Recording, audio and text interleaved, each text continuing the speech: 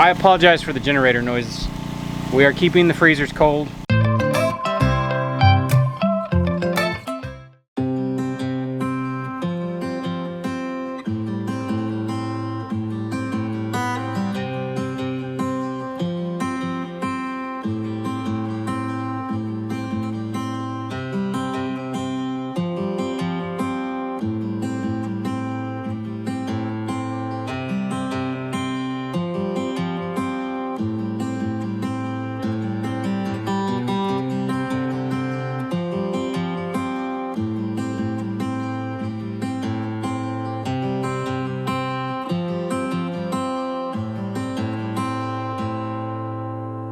Good morning, beautiful people.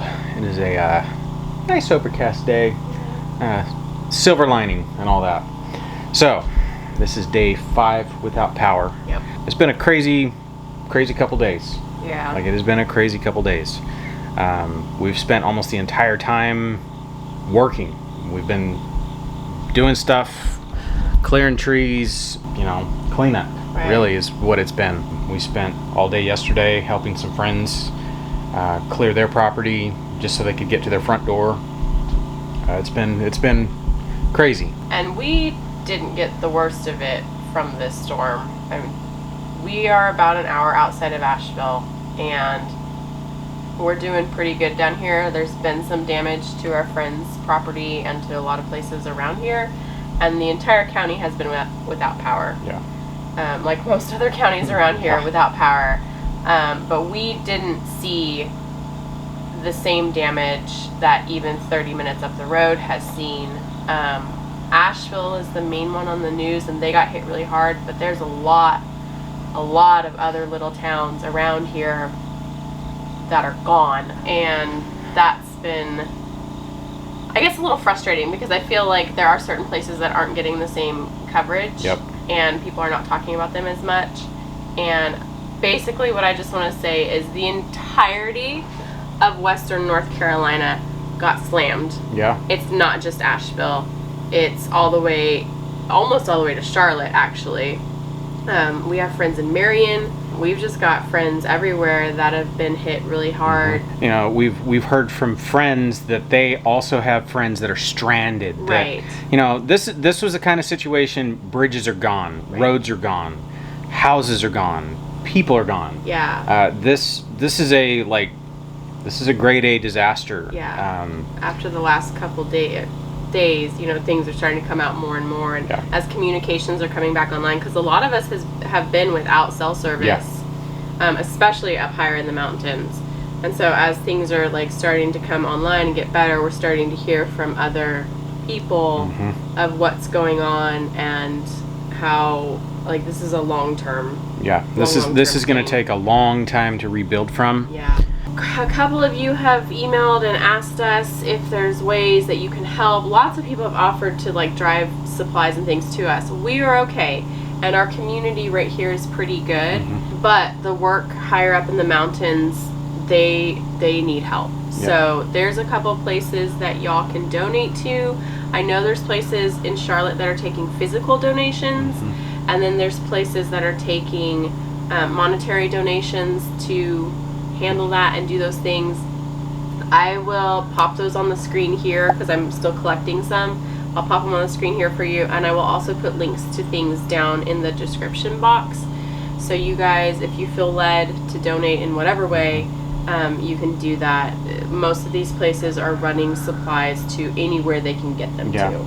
I think the thing that really sunk in about how the scope of the destruction was Saturday.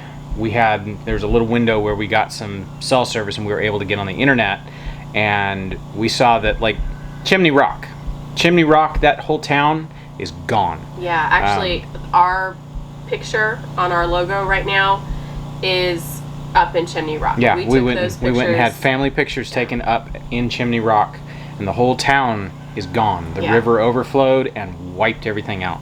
Yeah. And there are people up there that are stranded because bridges on either side have been taken out. Right. The thing that made it real for me was watching helicopters airdrop supplies to people up in the mountains, all around that was, I think that was Saturday and Sunday. It's just been a constant stream of helicopters. It's pretty crazy. Yeah, I want to say thank you to those people that are doing that. I know it's been really, really chaotic, and just trying to get the logistics of all that is insane. But seeing those helicopters, try not to cry, sorry, it really hit, because we knew what those were as soon as we saw them, because we could see where they were going. And I just want to say thank you to those people, and I want to say thank you to the linemen who have been working all the hours to get power back to all of us. Oh, and all the tree service guys. All of it. I ran out Sunday because Jason from Sutherland had found a gas station the next town over that still had gas. And so I ran out and got gas, and on the way back, I couldn't believe how many tree service trucks from out of state, how many utility trucks from out of state, I mean from Texas, I mean everywhere, Pennsylvania. I saw plates from everywhere, just big convoys of these huge trucks coming in.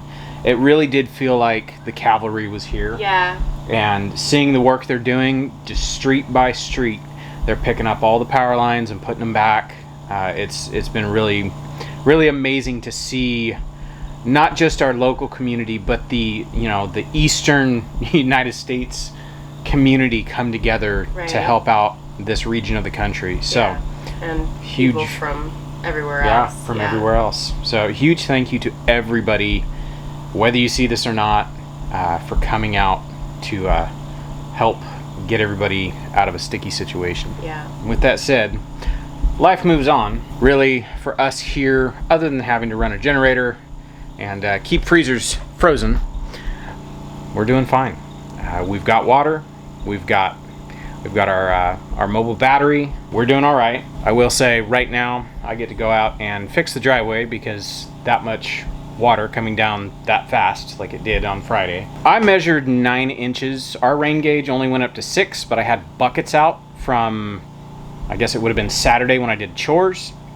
So in a 24-hour span, I had caught 9 inches, but I also had other buckets that had been out since Tuesday, Wednesday, something like that, and they 5-gallon buckets were overflowing. So I don't know, somewhere between 9 inches and a full 5-gallon bucket. Like, that's a lot of water. I will say I've never seen our creek as wide as it was. It was really wide and really deep, and usually it's just a seasonal creek. So pretty crazy. So what I'm doing today, I get to go out and play on the tractor a little bit, see if I can fill in the gullies.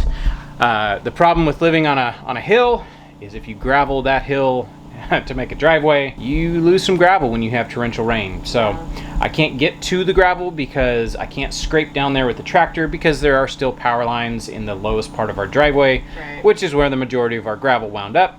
But I can still get the tractor down here and fill in some of the canyons that were opened up in our driveway. So that's what I'm gonna go do right now.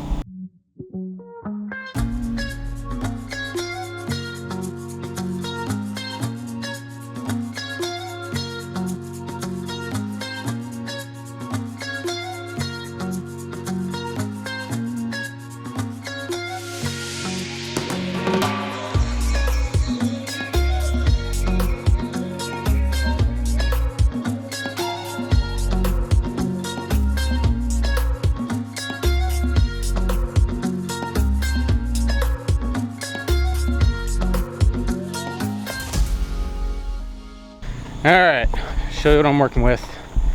The area that I need to get to, I can't. As you can see, there's a pretty big gully washed out.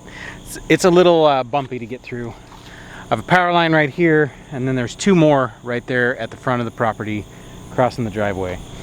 The drainage ditch drains into a culvert. There's the little diversion. There is a dump truck load of our driveway sitting right there that I need to get. It was actually to the point that had filled up so much that water was going over the other side. So I need to dig that out of there and reclaim my gravel. I keep seeing all the lineman crews driving down our road, so I know it's only a matter of time until these power lines are out of our driveway and I can fix that part. That part's not bad. This part up here, however, this is pretty tore up. Really, all I can do is just drag around gravel and get the ditch back to where it's supposed to be, because right now it's filled in with sand and gravel. all I can do is just scoot it back up the hill and kind of fill in some of the gullies. So that's what I'm gonna do. I'm gonna do the best I can do with the situation. All in all, a few potholes in the driveway, not that big of a deal.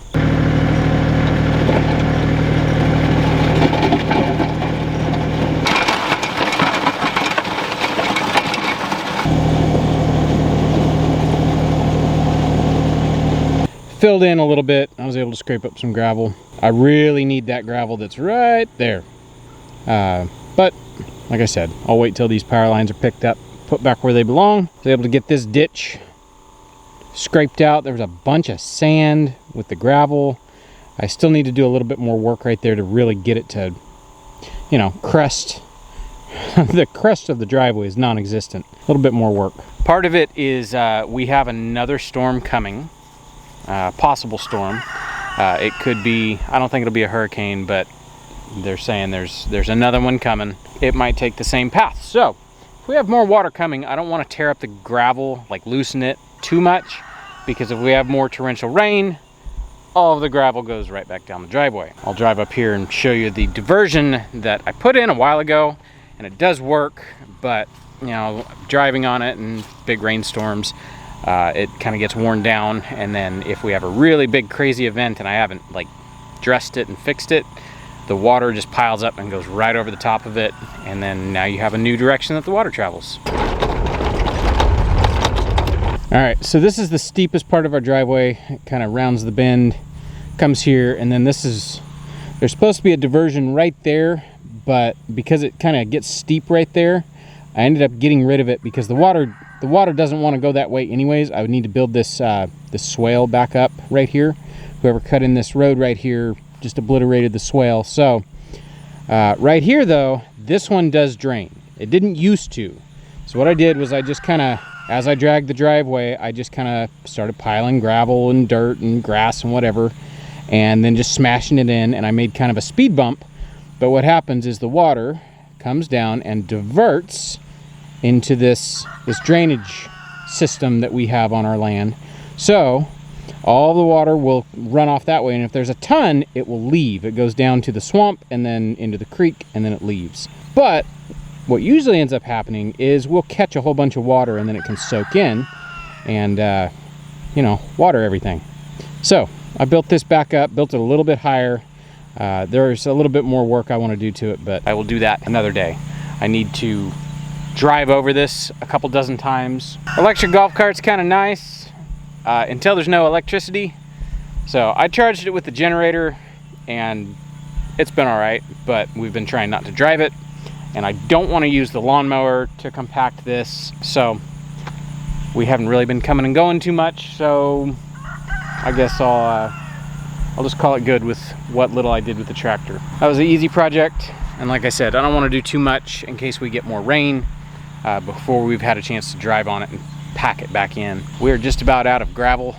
This driveway, when we first got here, there was a lot of like gray, you know, the granite color of the gravel that was here. But as we've lost more and more gravel, there's more and more like red, which tells me we're just about out of gravel. So maybe we'll get some gravel in here, maybe not. It's not a real big priority. The driveway functions, so I'm happy.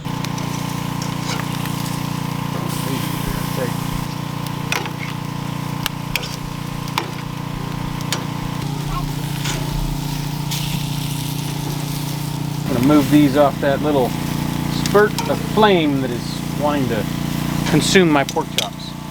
So this is actually the last of our pork chops, but we got more coming.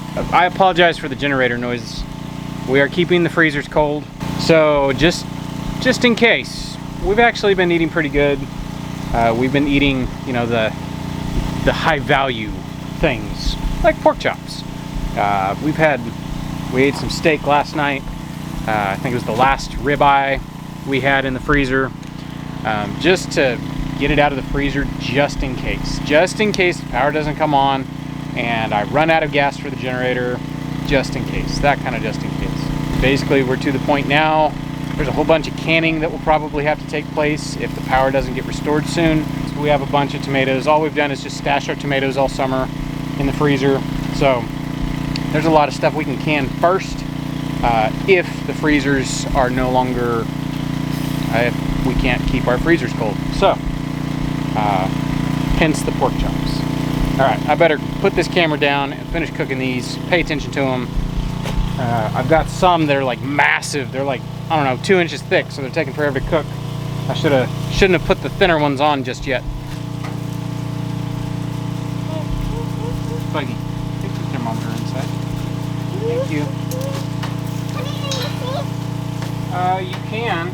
Just don't put it down in the sink. Just put it on the counter.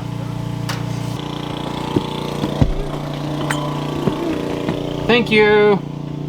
All right. So you made some honey mustard sauce and some rice. Yep. Rice pilaf, I guess you call it. Rice pilaf. Yeah. All right. Things that work on the stove.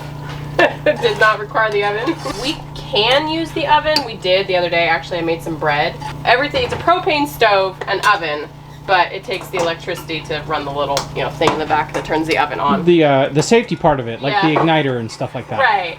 So all we gotta do is just plug it in, and we can use the stove. But it draws a decent amount of power, and it kind of ties it up for the other things that actually need it. So we're just focusing on mostly just stovetop stuff. But we did need bread, so.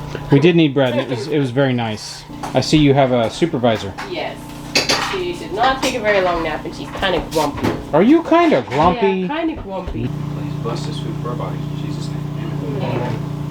We'll get dishes done. Okay. And then maybe take showers real quick. For those who want to, yeah, we're telling you. All right. Food has been consumed. Mm-hmm. Really? Until I look at other things or I forget and I try to turn on a light switch, I don't even realize that we're out of power. No. Aside from the annoying sound of the generator. Well, yeah. I'm ready to go shut that thing off for the day. Yeah. So. Our life, we've kind of put things in position so that we will be okay in a power outage, because we figured living rurally, it happens. Yep. Any situation. So life hasn't changed a whole lot for us. All right, that's gonna do it for us for today. So we'll catch you guys on the next one. Bye. Bye.